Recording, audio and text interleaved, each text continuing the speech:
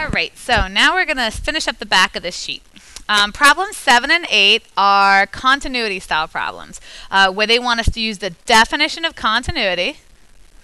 Let's get out the pen. The definition of continuity to find the values of k that make the function continuous everywhere.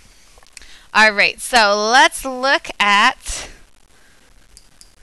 number 7. Okay, we can see that this is a piecewise function. The first piece is a quadratic, and the second piece is linear, and they meet up at the value x equals 2. So basically, we know quadratics are continuous, linear functions are continuous, so we just need to worry about where they meet, whether or not where they meet is a continuous transition. So we want to look at the limit of our function as x approaches 2 from the left, and the limit of our function as x approaches 2 from the right, and see what they are. All right, as x approaches 2 from the left, those are values of x that are less than or equal to 2.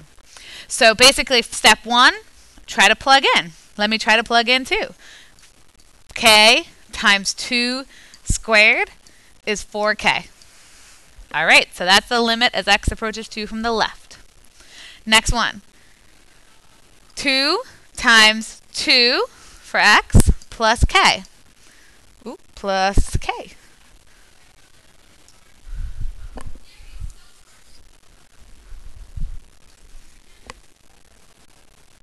All right, that's plus k. So that's just 4 plus k. All right, if this is continuous, the limit from the left has to equal the limit from the right. So we want 4k to equal 4 plus k. I'm just going to solve it. Subtract k. What is my problem?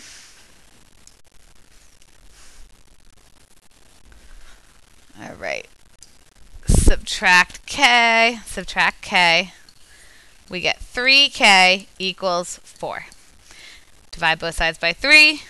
K equals 4 thirds. So if k is 4 thirds, this function is continuous.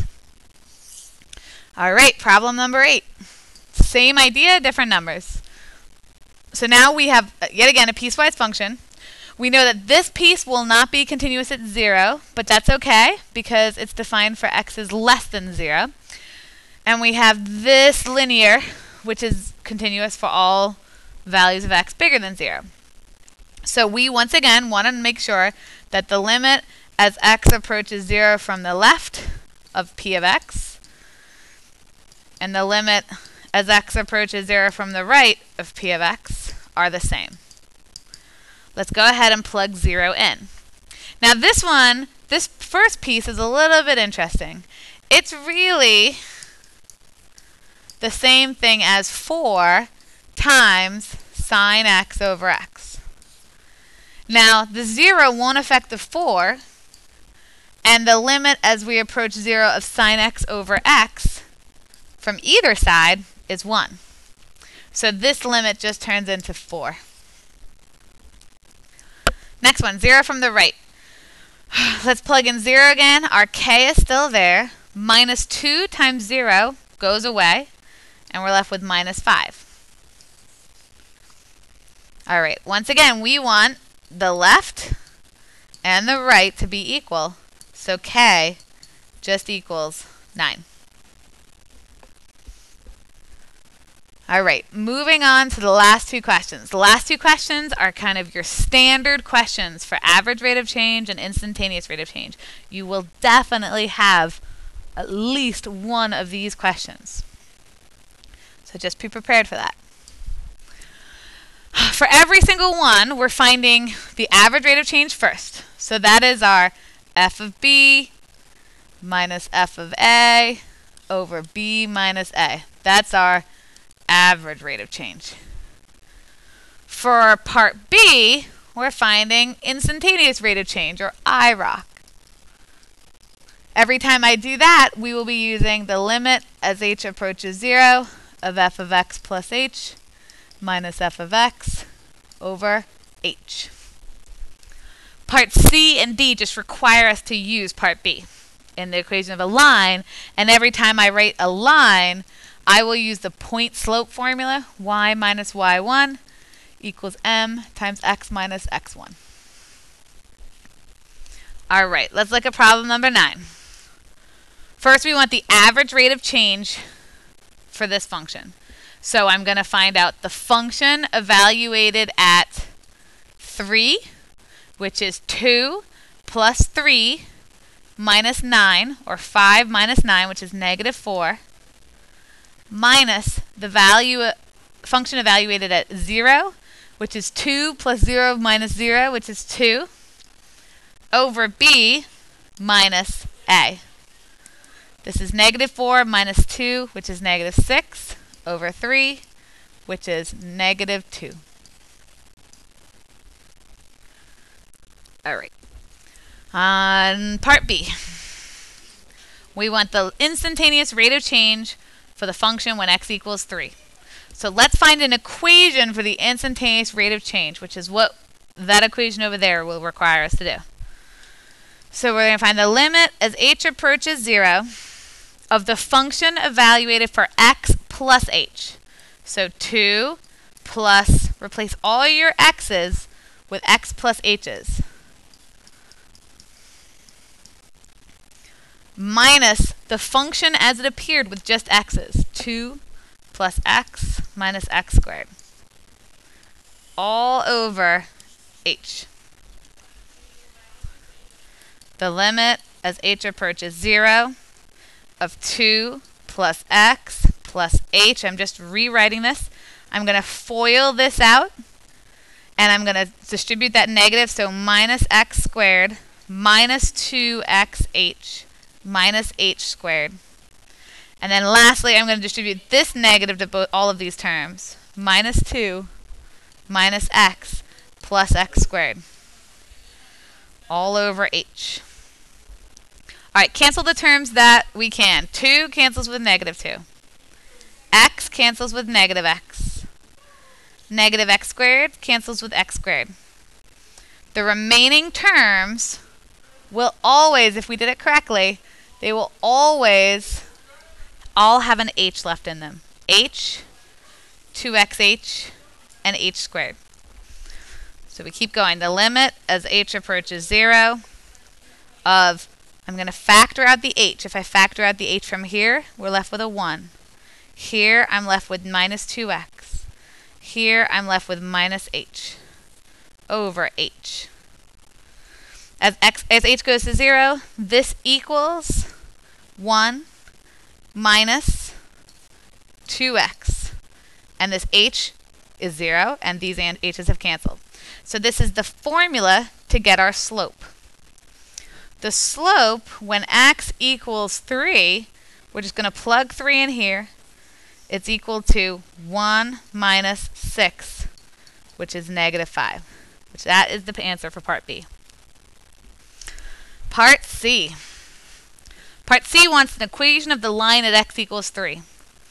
Well, our point has to be 3 comma the y value at 3. And we just found that out up here. This is the y value at 3. That's our f of b. So that's negative 4. So put it all together in point slope form. And we end up with y minus negative 4 equals the slope times x minus 3. The only difference between D and C is that slope. The point is still the same, but the slope of a normal line is perpendicular to the tangent line, so we need the negative reciprocal of it, which is 1 over 5.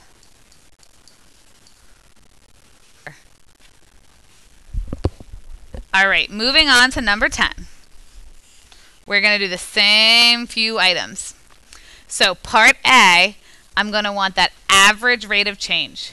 The function evaluated at 5, so when I plug a 5 in here, that's 1 over 5 minus 2, which is 1/3, minus the function evaluated at 3, which is 1 over 3 minus 2, or just 1, all over 5 minus 3, which is 2. 1/3 minus 1 is negative 2/3. And instead of dividing it by 2, I'm going to say times the reciprocal.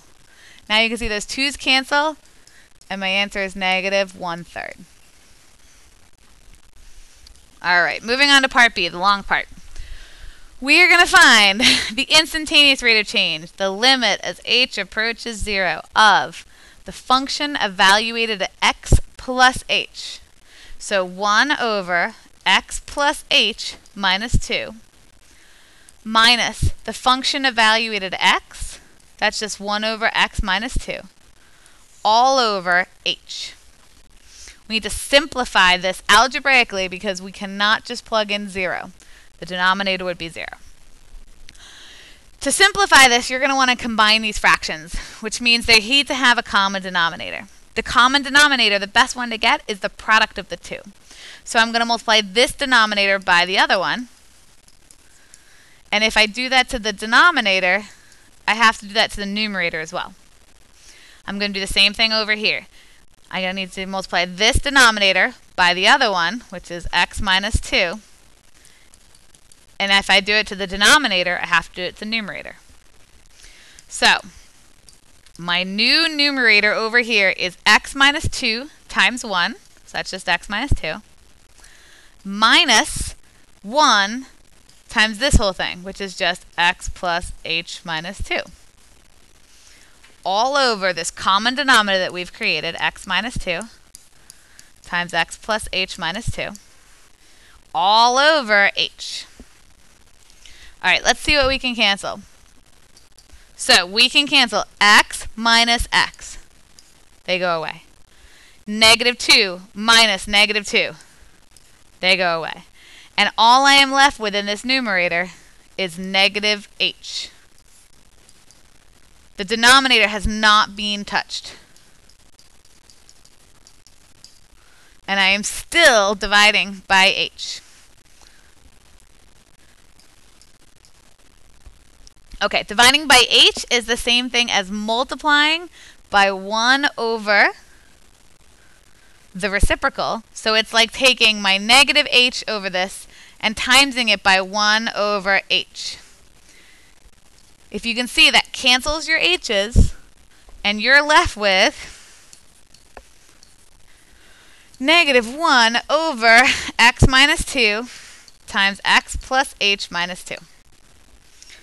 When we take the limit as this goes to 0, negative 1 is still in my numerator, x minus 2 times, and this is x, the h goes away because it becomes 0, and times x minus 2, which is x minus 2 squared. So this is the equation for the slope of my tangent line. The slope at x equals 3, which is what we were asked, is negative 1 over 3 minus 2 squared, which is just negative 1. All right, let's see if we can fit these in all the way down here. Part C wants me to write a tangent line. So I have to say y minus my y value. This is my y value when x is 3. So let's go back to the beginning. When x was 3, my y value was 1. Y minus 1 equals m, my slope, times x minus the x value, 3. That's my tangent line. Part D, y minus 1, that doesn't change, equals, the only thing that changes for normal lines is the slope. It's the negative reciprocal, or the opposite reciprocal. This is negative 1. Take the reciprocal of 1, you still have 1, but this now changes sign and becomes positive 1, x minus 3.